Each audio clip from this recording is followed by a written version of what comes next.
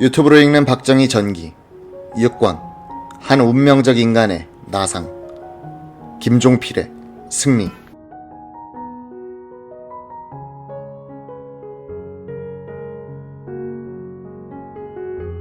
1963년 5월 11일 공화당은 서울시내 교동국민학교에서 연설회를 가졌다.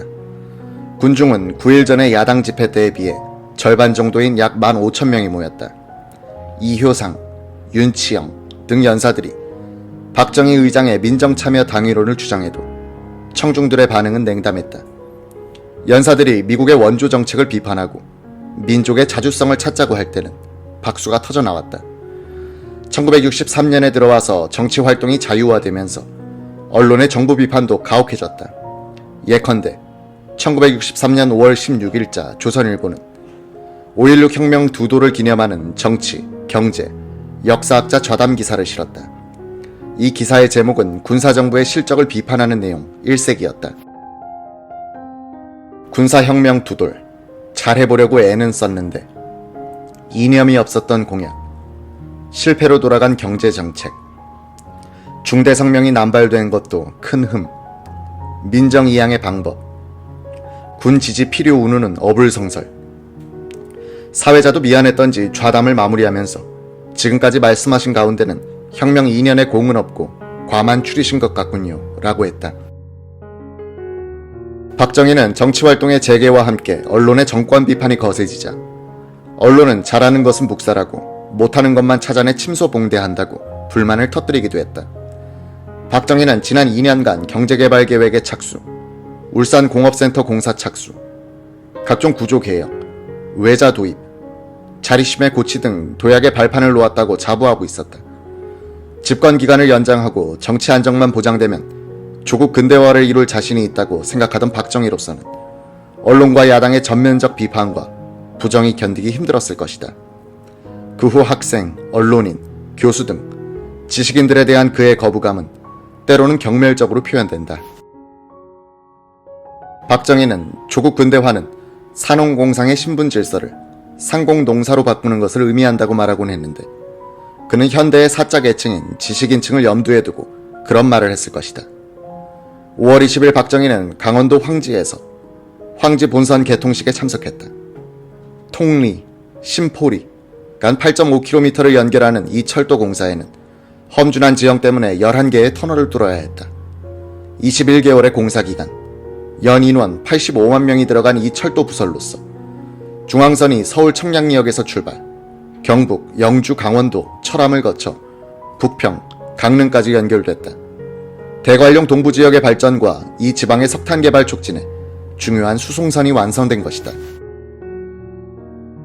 혁명정부의 의욕이 담긴 이 철로 준공식에 참석한 박 의장은 치사를 하기 위해서 단상에 오른 뒤 단아에 정렬한 사람들을 내려다보면서 마치 조회 시간에 학생들을 야단치는 교장처럼 말했다.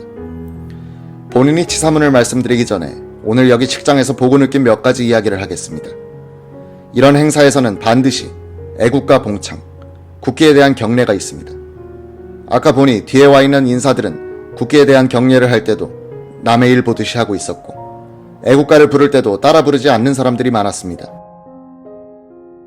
지방에 계신 분들은 이런 행사를 잘 몰라서 그럴 수도 있겠습니다만 앞으로 이런 행사를 할 때는 사회를 맡은 분이 지금부터 국기에 대한 경례를 합시다.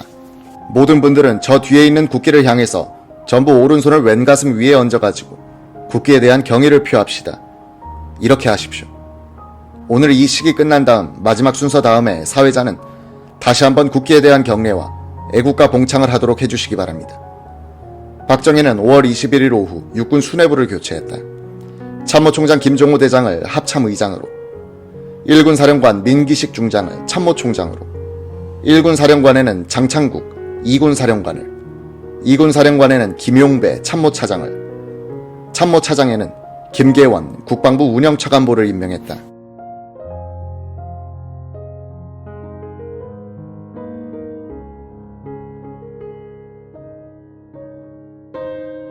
박 의장은 자신의 민정참여 노선에 제동을 걸었던 박병권 국방장관을 김성훈으로 교체한 데 이어 박병권과 보조를 같이 했던 김종호마저 이선으로 물러나게 한 다음 그 후임에 박 의장의 민정참여를 촉구해온 민기식을 안침으로써 군부를 완벽하게 장악했다. 박 의장의 마음이 공화당을 떠난 것 같다는 분위기가 확산되자 공화당은 사방에서 공격을 받기 시작했다. 김재춘의 중앙정보부는 한편에선 범국민정당 결성을 지원하면서 다른 편으로는 김용태, 강성원 등 공화당의 핵심 인사들을 수사 대상으로 삼아 구속했다. 김용, 박준규, 김재순 등 공화당에 참여했던 일부 인사들은 김재춘이 밀어주던 범국민정당으로 옮겨갔다. 혁명 주체 세력의 전국 모임인 5월 동지회도 공화당의 적대적인 사람들이 그 핵심을 이루고 있었다. 범국민정당은 군민합작이란 명분은 좋았으나 이념의 공유가 안 된 이질감을 해소할 수 없었다. 혁명 주체 세력과 그들이 경매를 맞지 않았던 구 정치인들이 손을 잡고 혁명 정신을 계승할 정당을 만든다는 것이니 여론과 언론의 뒷받침을 받기가 힘들었고, 공화당 같은 튼튼한 하부 조직과 지방 조직을 갖춘다는 것은 애당초 불가능한 일이었다. 공화당은 내외의 도전에 직면하여 오히려 내부 단결과 개혁을 강화하고 있었다.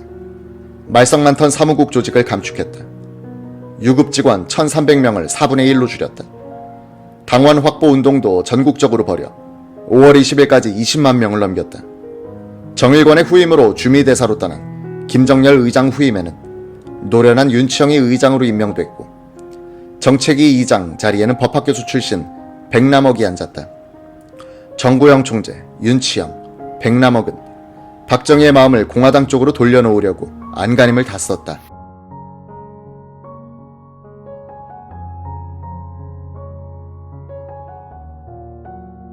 외유를 떠난 공화당의 산파 김종필을 이어 공화당을 이끌던 정구영 총재와 윤치영 의장은 1963년 5월 하순 성공적인 광주지방 연설회 후 박 의장을 찾아갔다.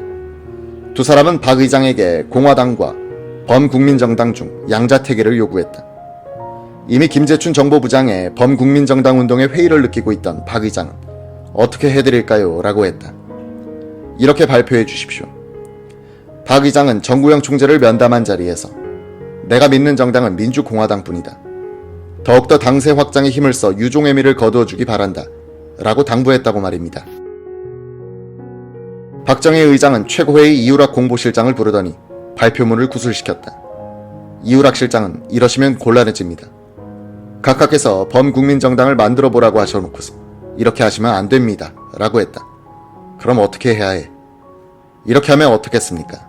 내가 믿는 것은 공화당뿐이다. 이 말씀만 빼시죠.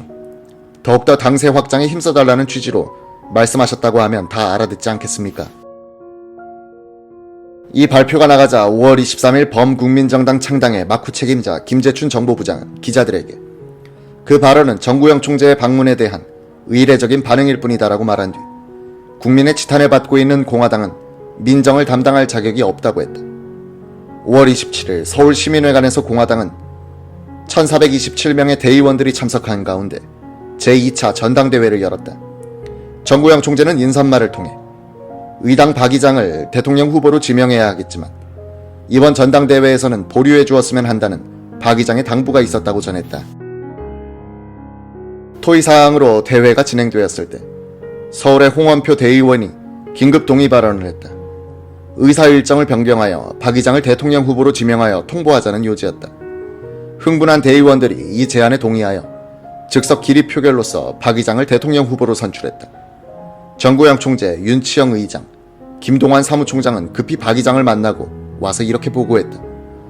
박 의장께서는 수락할 용의가 있으나 필요한 절차가 있으니 시간적 여유를 주셨으면 한다는 말씀이 계셨습니다. 공화당은 재빨리 기선을 잡고 박정희의 선택을 기정사실로 만들어갔다.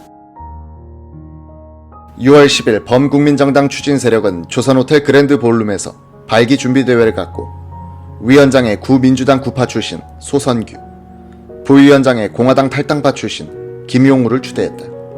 14일에는 당명을 당시 일본 여당과 똑같이 자유민주당으로 정했다. 발기 준비위원들의 출신 성분은 그야말로 빙탄의 혼재였다.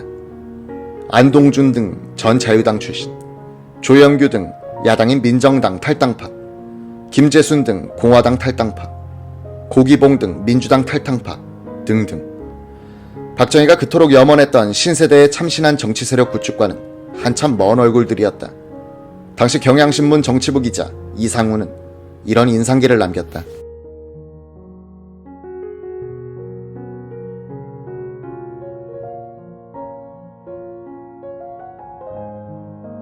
세종로 내거리에 있던 의사회관 3층 범국민당 사무실은 각계 정치 세력의 집산지와도 같은 인상을 풍겼다.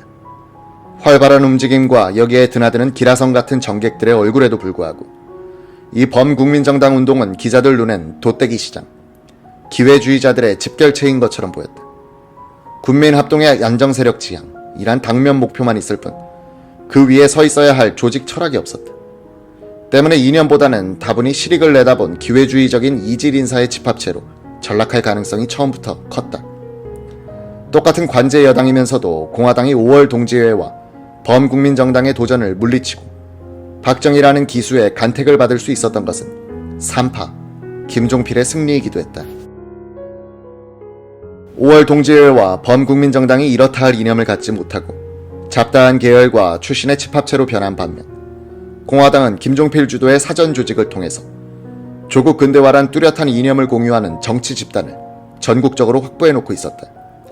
여기에다가 증권시장 조작으로 마련한 든든한 자금이 있었다.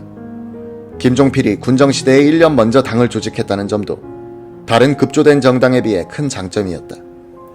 김종필이 악역을 맡아 욕을 얻어먹어가면서 확보한 이념과 자금, 그리고 인재로 해서 공화당은 3파의 손을 떠나서도 스스로 위기를 돌파하는 자생력을 보여줄 수 있었다. 박정희는 공화당과 범국민정당 그리고 5월 동지회를 서로 경쟁시켜 2달 정도 그 능력을 시험해보다가 7월 4일 자민당은 공화당과 합당하라는 지시를 내린다. 이미 우위를 확보하고 있던 공화당은 당대 당의 통합을 거부하고 자민당 사람들이 개별적으로 입당할 것을 요구했다. 이에 따라 자민당 내 엄민영, 이갑성 등 친공화당파는 자민당 잔류파와 헤어지고 공화당과 합류했다. 7월 12일 박 의장은 범국민정당 창당운동의 실질적인 지휘자였던 김재춘 정보부장을 무임소 장관으로 돌리고 후임에는 친김종필 공화당 노선의 맹장 김영욱 최고위원을 임명했다. 박정희는 이로써 군부와 공화당 그리고 정보부를 박, 김 라인으로 재정비하여 선거체제를 갖췄다.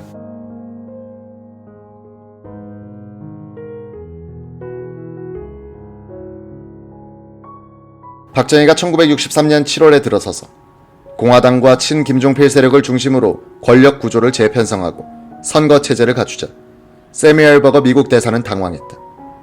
김종필 세력을 박정희와 떼어놓고 가능하다면 민간인들이 정권을 잡도록 하는 방향으로 움직였던 버거 대사는 7월 15일 미 국무부에 종합분석 및 대책을 건의한다. 버거는 이 비밀 전문에서 박정희의 이번 조치로 외유 중인 김종필이 조기 귀국할 가능성이 있으며 침공 전력을 가진 인물들의 영향력이 강화될 위험이 있다고 지적했다. 그는 또 우리는 반대 세력과 긴밀하게 협력할 필요가 있다고 했다.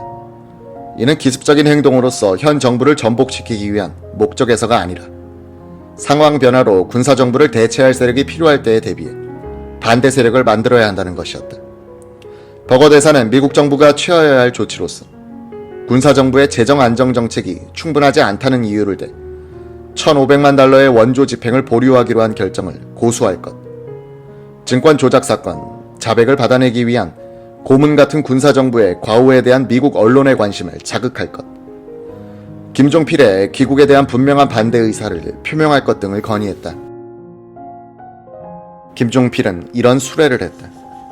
그때 버거 대사와 CIA 한국지부 요원들은 엉뚱한 첩보에 너무 의존하고 있었습니다. 박 의장을 이집트의 나기부, 나를 나기부를 추방한 나세르로 오인한 듯 했습니다. 우리를 반미 민족주의자라고 단정한 선입견이 너무 오래 갔어요. 그 뒤 버거 대사는 월남에서 부대사로 일했는데 그때 가서 만나니 자신이 한국 상황을 오판했다고 고백하더군요. 이 무렵 김종필은 파리에 머물고 있었다. 미국 CIA 요원들이 자신의 행적을 추적하고 있다는 것을 느낄 수 있었다고 한다. 나는 보좌관과 함께 파리의 한 아파트에 월세 80달러짜리 방을 쓰고 있었습니다. 개미가 많아 약을 뿌려놓고 나가곤 했어요. 일주일쯤 여행을 한 뒤 돌아와 보니 실내 장식이 바뀌고 개미는 사라지고 아주 근사하게 변해 있어요. 관리인을 불러서 따졌어요. 이렇게 한다고 해서 내가 돈을 더 줄 수는 없다. 왜 내 허락도 받지 않고 이렇게 했느냐. 그러니까 관리인이 됐든 선생님은 못하는 분이세요? 라고 묻는 겁니다. 얼마 뒤 미국에 들렀을 때입니다. 뒤에 CIA 부장을 지낸 콜비가 그땐 아시아 담당 국장인데 마중을 나와 저를 사교 클럽으로 안내를 해요. 내가 당신들은 파리에서도 나를 따라다니던데 라고 하니 콜비는 웃으면서 이제는 당신이 어떤 사람인지 다 알았으니 오늘은 그것이 없을 거요 라고 웃더군요. 김종필의 외유로 허전해진 박정희의 주의를 채우면서 새로 등장한 정치 참모군 가운데 가장 중요한 두 인물은 이우락 최고회의 공보실장과 엄민영 최고회의 의장 고문이었다. 주미 한국대사관 무관 출신인 이우락은 예비역 육군소장으로서 장면 총리 직속의 중앙정보위원회 책임자로 있다가 군사혁명을 만나 한때 투옥됐다. 김종필이 그를 풀어주고 영자신문 코리아 리퍼블릭을 발행하던 대한공론사 사장으로 앉혔다.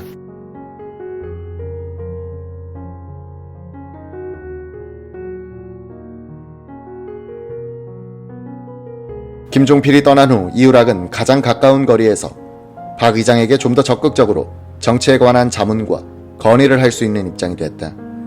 비로소 그의 명석한 상황 분석 능력이 발휘되기 시작했다. 군에서 정보 분야에 오래 근무해온 이우락은 최고회의 대변인으로서 기자들과 상대하면서 세상 물정에 대해 정확한 정보를 갖게 됐다. 엄민영은 경북 경산 출신으로 박정희보다 2살 위였다. 경북고교 전신인 대구고보를 졸업했다. 뒤에 박정희 대통령의 직계가 되는 공화당 4인 체제의 두 사람, 백남옥, 김성곤은 엄민영의 대구고보 동기생이다. 일본 규슈 제국대학에 재학 중 고등문관 시험의 행정과에 합격하여 20대에 전북 임실 무주군수를 지낸 엄민영은 광복 후에는 서울대 법대 교수를 지냈고 5.16 혁명이 났을 때는 참의원 의원으로 있었다. 박정희는 혁명에 성공하자 구 정치인들 가운데서는 맨 먼저 엄민영을 고문으로 발탁하여 그의 조언을 들었다. 조용한 독서인이기도 한 엄민영은 국정을 넓게 보고 전략적이고 철학적인 조언을 해줄 만한 학식, 경륜, 교양이 있는 사람이었다. 엄민영은 범국민정당 조직 때는 김재춘과 함께 구 정치인들을 끌어들이는 일을 하다가 박정희가 공화당을 선택하자 범국민정당 내에 친공화당파를 이끌고 공화당에 합류하는 데 앞장섰다. 미국에 장기 체류 중이던 김성곤 전 자유당 의원에게 귀국을 독촉하여 1963년 11월 26일에 제6대 국회의원 선거에 출마하도록 한 이도 엄민영이라고 한다. 민정이양 과정을 거치면서 박정희 의장 주변에는 경북 출신 정치인들이 많이 모이기 시작한다. 엄민영, 김성곤, 백남옥 이외에도 이효상, 박준규, 신현확 같은 이들이다. 경북 인맥의 창설 멤버에 해당하는 이들 6명은 모두 경북고의 전신인 대구고보 동창이다. 경북지방은 인구가 많은 데다가 오랜 전통의 인류 명문고는 경북고 하나뿐이어서 인재가 많이 모였다. 이 학교 출신들은 또 관료나 정치가 또는 장교 지망률이 유달리 높았다. 대구와 인연이 많은 박정희는 자연스럽게 이런 인재풀을 이용하게 된다. 역대 장관 40명, 역대 국회의원 64명과 대통령 국회의장, 대법원장 등 3부 수장을 모두 배출한 경북구 전성시대는 새 군인 출신 대통령 시대와 겹친다.